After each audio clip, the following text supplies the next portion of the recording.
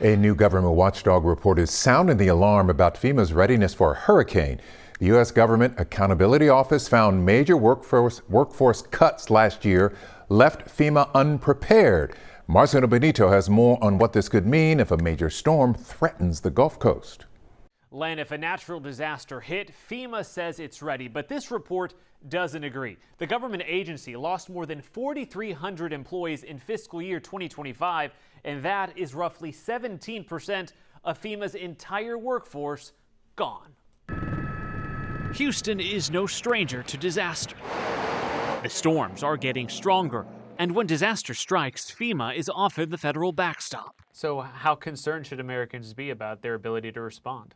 They should be very concerned. Chris Curry, a director with the GAO, oversaw its latest review of FEMA's workforce. You're going to see less qualified people from FEMA being able to respond because they had cuts to some of the most important parts of their workforce. How does an agency that's responsible for saving lives make staffing decisions without knowing what its staffing needs actually are?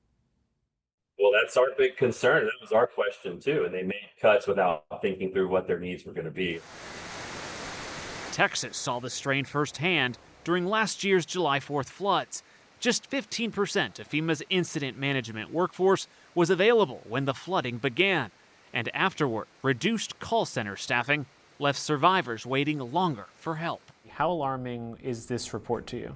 Exceedingly alarming. Houston Democratic Congressman Al Green sits on the House Homeland Security Committee with oversight of FEMA. We're talking about lives being at risk.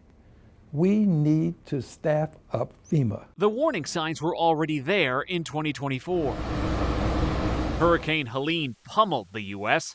Then, less than 2 weeks later, Milton hit. GAO found the back-to-back disasters strained FEMA's staffing capacity. Now, the agency could have even less backup.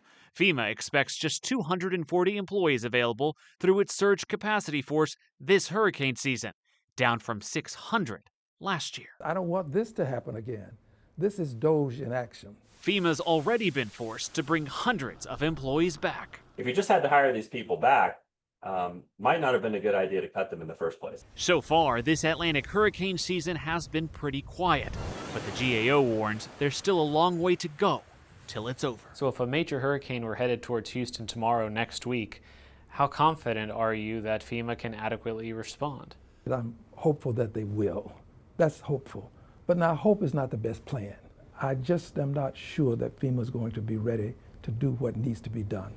The GAO is calling on FEMA to develop a new strategic and workforce plan and on Congress to require a staffing review before hurricane season.